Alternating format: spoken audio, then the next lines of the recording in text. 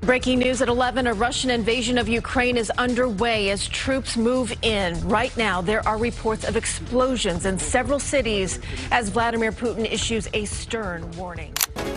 These are among the darkest hours for Europe since the end of World War II. Breaking news right now, Russia has attacked Ukraine, marking the start of a new war in Eastern Europe. If long-range missiles are going to be applied from Ukraine into Russian territory, it will also mean that they are operated by American experts, military experts. And we will be taking this as a qualitatively new phase of the Western war against Russia. 03:47 hours, somewhere over the Dnipro River, southern Ukraine. The bridge glows faintly in the pre-dawn cold. Concrete and steel spanning nearly 900 meters of dark, fast-moving water. On one side, open steppe.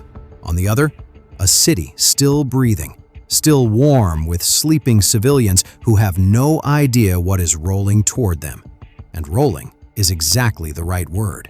Because right now, on the eastern approach, the ground is shaking. Not from artillery, not from airstrikes, from weight. 63 tons of Russian T-90M main battle tank, multiplied across an entire mechanized assault column, BMP-3 infantry fighting vehicles, 2 S-19 Msta-S self-propelled howitzers, Tiger utility vehicles packed with communications equipment, and at the very front of the formation, one very confident Russian colonel who has just told his staff that by dawn, they will control the Western Bank. He has made a catastrophic miscalculation. Imagine you are standing on that bridge right now. The pre-dawn mist sits low over the Dnipro, muffling sound, blurring edges. The lead tank's headlights cut through the fog like surgical knives. You can feel the vibration in the railing beneath your hands. 12 vehicles, then 20, then more emerging from the tree line. Headlights and exhaust stacking up like a freight train with armor plating. This is Russia's most feared assault column, a combined arms formation designed not just to cross a river, but to shatter whatever is waiting on the other side. In exactly 60 seconds, none of it will exist. To understand what is about to happen, you need to understand why this column is here and what it represents.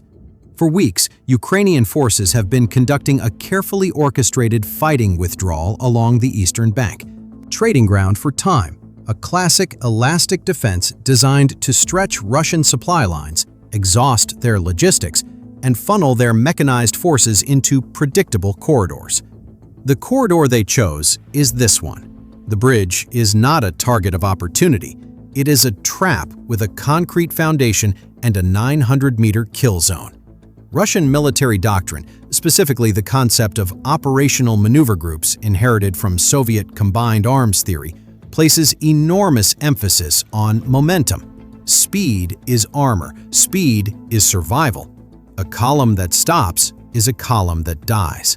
The commander of this formation knows this.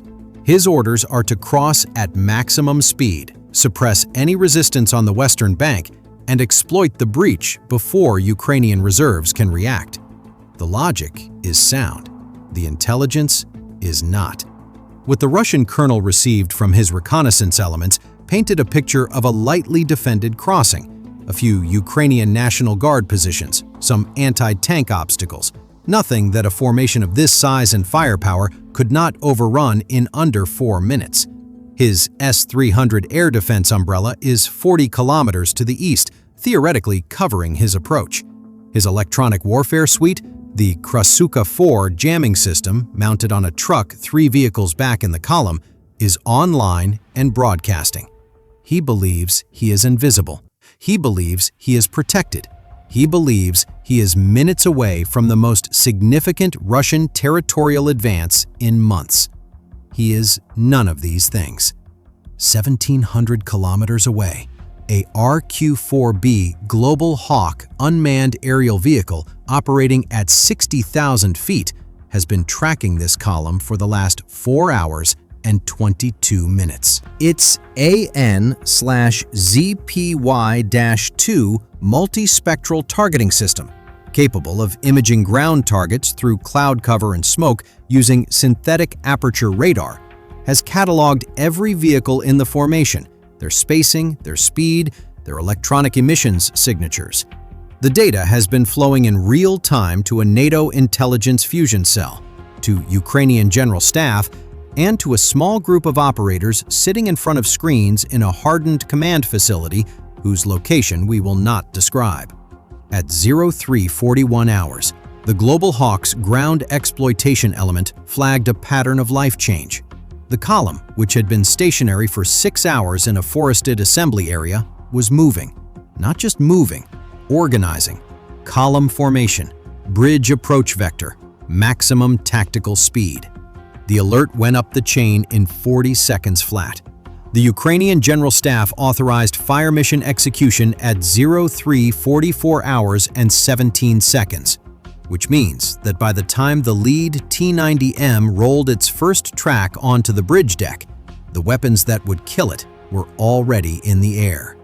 Now, let's talk about those weapons, because this is where the story becomes extraordinary. Ukraine's ability to strike a moving armored column crossing a river at night, precisely, rapidly, and with near total destruction, represents a convergence of capability that would have seemed impossible 5 years ago. It requires 3 things working in perfect harmony: persistent surveillance, rapid targeting, and standoff precision munitions with the range and accuracy to hit vehicles on a moving bridge in pre-dawn darkness.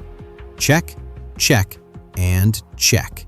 The primary strike package is built around AGM-88 HARM anti-radiation missiles, but those are only the first layer, designed to neutralize that Krasuka 4 jamming truck and suppress any radar-guided air defense the column carries. They arrive first. At Mach 2, an AGM-88E with its onboard GPS-aided navigation doesn't need to track a radar emission continuously. It can memorize the last known location and coast to impact even if the emitter goes silent. The jammer truck never had a chance to go silent.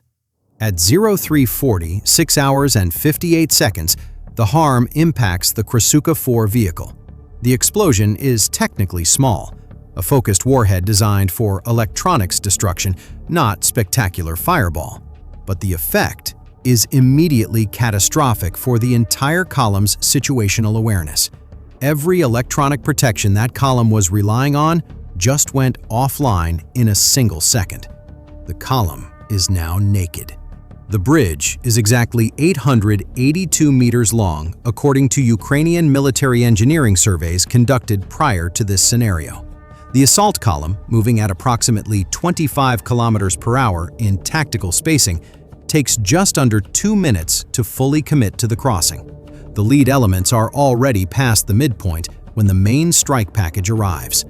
12 GMLRS rounds, GPS-guided rockets fired from M270 multiple launch rocket systems positioned behind the tree line on the western bank, descend on the bridge in a time-on-target salvo. Time on target means every rocket is fired at a slightly different time, from slightly different ranges and angles, but they are all mathematically programmed to arrive within a 4-second window. 4 seconds. That is less time than it takes to read this sentence aloud. The GMLRS round carries a 90-kilogram unitary warhead with a CEP, circular error probable, of under 5 meters. It does not need to hit a tank directly. A detonation within 10 meters of a T-90M's engine deck will shatter track links, blow road wheels, and likely kill or incapacitate the crew. A direct hit to the turret ring is catastrophic. The bridge deck itself becomes a weapon when it flexes and cracks under multiple simultaneous detonations. Concrete shrapnel moving at hundreds of meters per second, shredding everything in a 40-meter radius. The first 4 rounds arrive on the bridge deck at 0347 hours and 03 seconds. Lead tank, destroyed.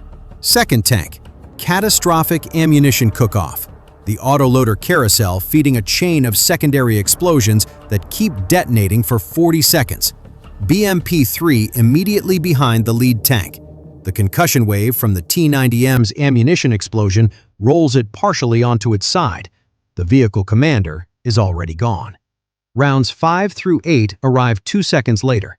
Mid-column, the two S-19 howitzer, 42 tons of self-propelled artillery that represents the column's indirect fire backbone, takes a direct hit to its ammunition storage compartment. The 152mm shells it carries begin cooking off instantaneously. The explosion is visible from 16 kilometers away. It tears a section of the bridge railing completely off and hurls it into the Dnipro. The column cannot move forward. The burning wreckage of the lead vehicles has blocked the bridge deck. It cannot reverse. The vehicles behind are still pushing forward. The communication jamming they relied on now turned against them, as the harm strike has degraded their own internal comms. Chaos, compression, vehicles bunching. Rounds 9 through 12 arrive. 60 seconds after the lead tank rolled onto the bridge, the following is the situation. 9 vehicles destroyed. 4 vehicles combat ineffective from structural damage and crew casualties. 2 vehicles driven off the bridge approached by surviving drivers attempting evasion. And 1 vehicle, a Tiger communications truck, halted on the eastern bank, its occupants abandoning on foot. The Russian colonel's vehicle is confirmed among the destroyed. 63 soldiers entered that bridge crossing. The surviving crews from the 2 vehicles that escaped number 11. The Tiger truck carries 3 more. 14 survivors from a formation of 63. Each of those men had families waiting somewhere. Each of them had been told this crossing was safe. Each of them trusted the intelligence picture their command gave them. That trust was fatal. The bridge itself sustains significant damage to the deck structure in 3 locations, but remains partially standing, a deliberate outcome. Ukrainian engineers had calculated the strike to destroy the column while preserving enough structural integrity to make Russian salvage operations on the bridge visible and targetable for follow-on strikes. The burning hulks of 9 armored vehicles now render the crossing unusable, but on Ukrainian terms, not Russian ones. The trap worked exactly as designed. Within 6 minutes of the strike, Ukrainian forward observers confirmed battle damage assessment via drone. The RQ-4B Global Hawk, still orbiting at altitude, watched the eastern bank as Russian reaction forces began to respond. ABTR-82A platoon moved toward the bridge approach road and stopped when it reached the visible wall of smoke and flame rising from the deck. No attempt to push through. No rescue operation. A clean, cold halt. This is the doctrine lesson embedded in that halt.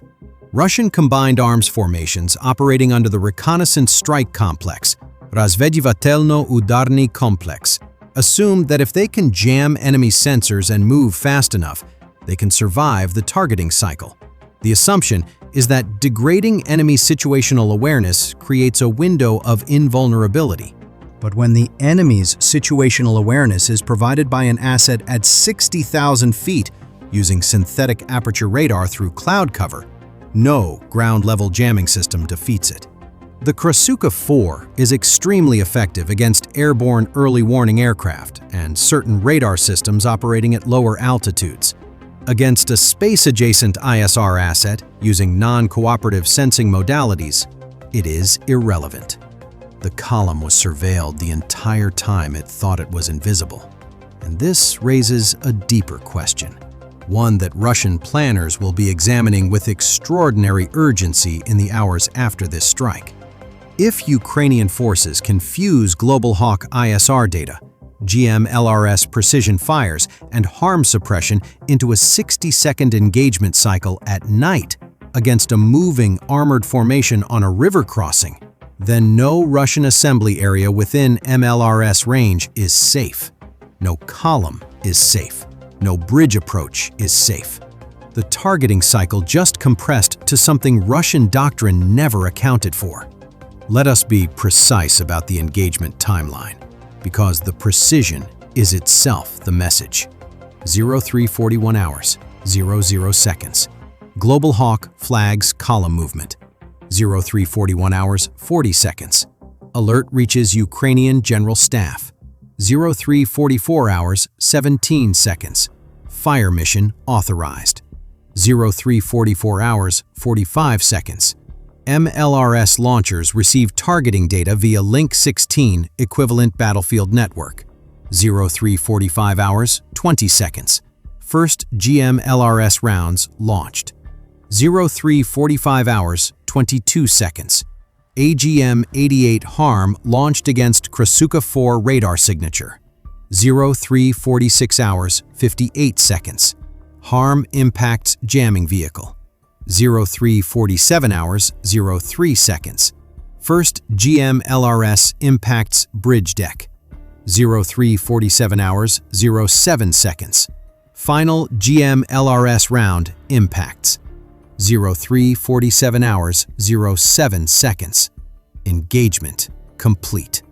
Total engagement duration from first round launch to last impact, 1 minute and 45 seconds. Total time from alert to complete column destruction, 6 minutes and 7 seconds.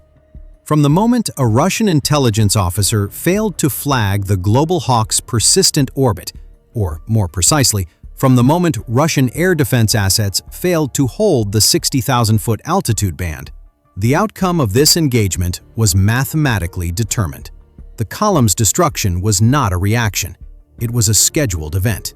They drove into a kill box that had been precisely calibrated around them for 4 hours before they moved. What this fictional scenario illustrates is the convergence of 3 warfare trends that are reshaping armored operations in contested environments. First, persistent ISR at altitudes and using sensing modes that ground-based electronic warfare cannot reliably counter. The Global Hawk's combination of electro-optical, infrared, and SAR radar creates a multi-phenomenology tracking picture that survivable jamming would need to defeat simultaneously on all bands, an extraordinarily difficult problem. Second, the compression of the kill chain.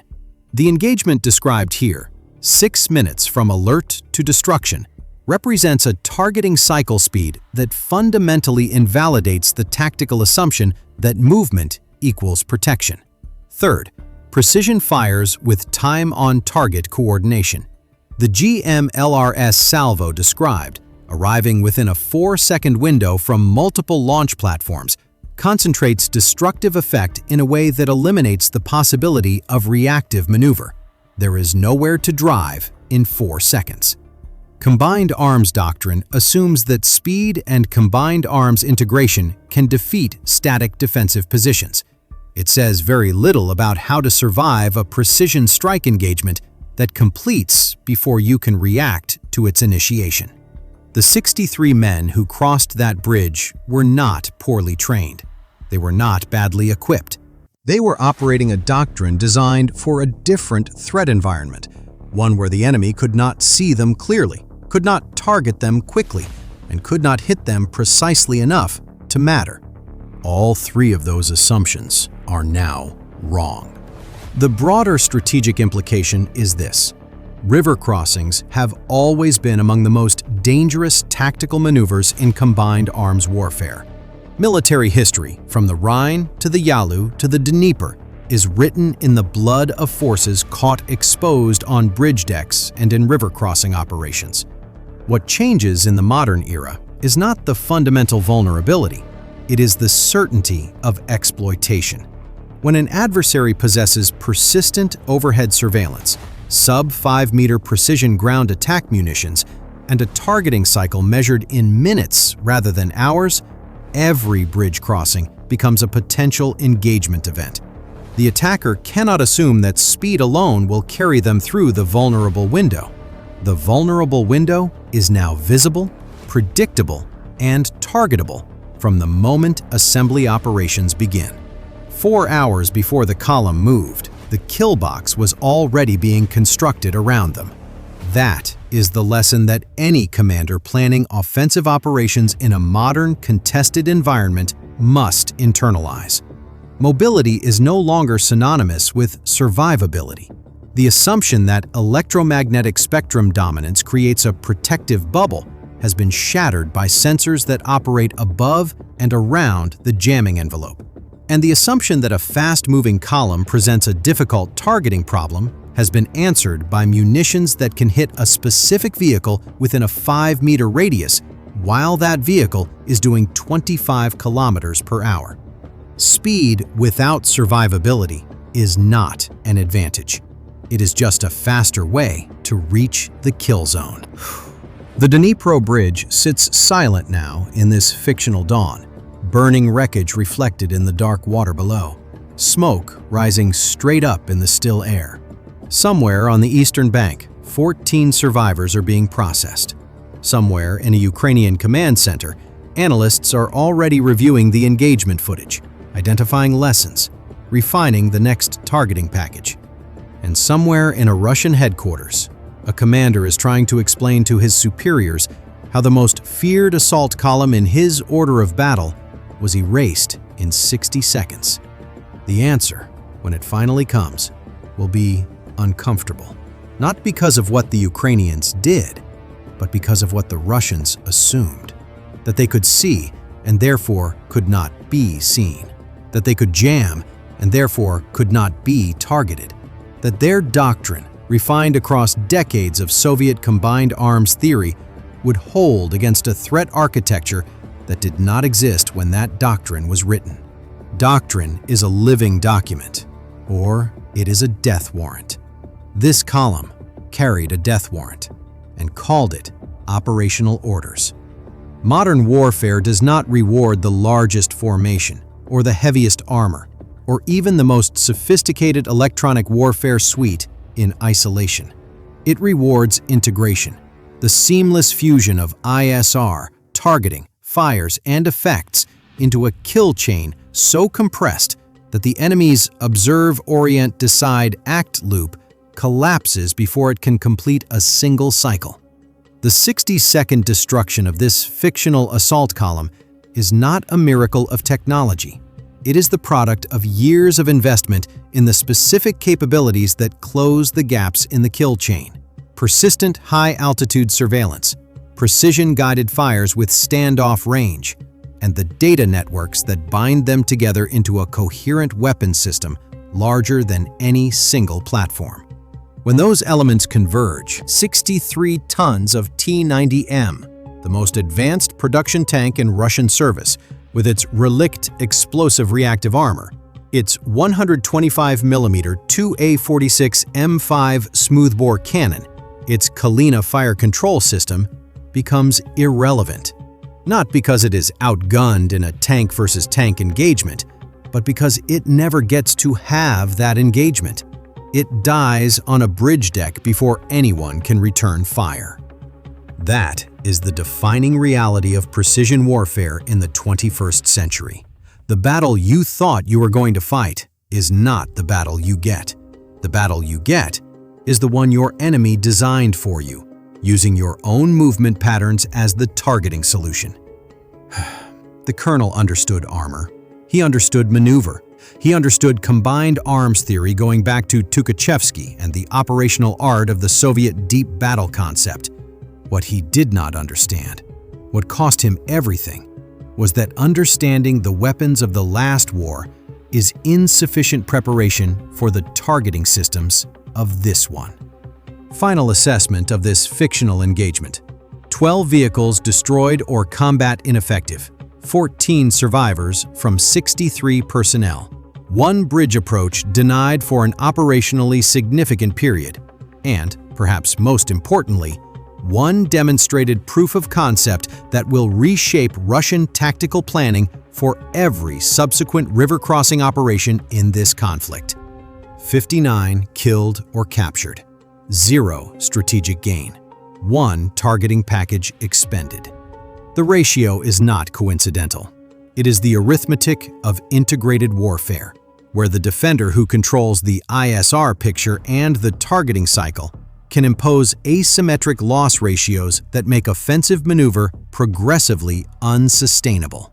This fictional scenario asks a real question, one that military planners on every side of every potential conflict are wrestling with right now. If the kill chain can be compressed to 6 minutes, if precision fires can eliminate a 60-vehicle column in 60 seconds, if electronic warfare can no longer guarantee a window of invulnerability, what does armored maneuver warfare even look like in this environment?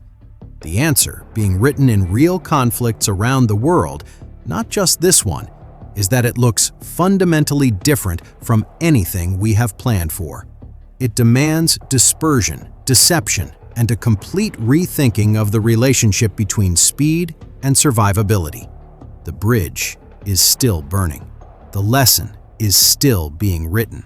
What does this scenario change about how you think about modern armored warfare? Drop your analysis in the comments below.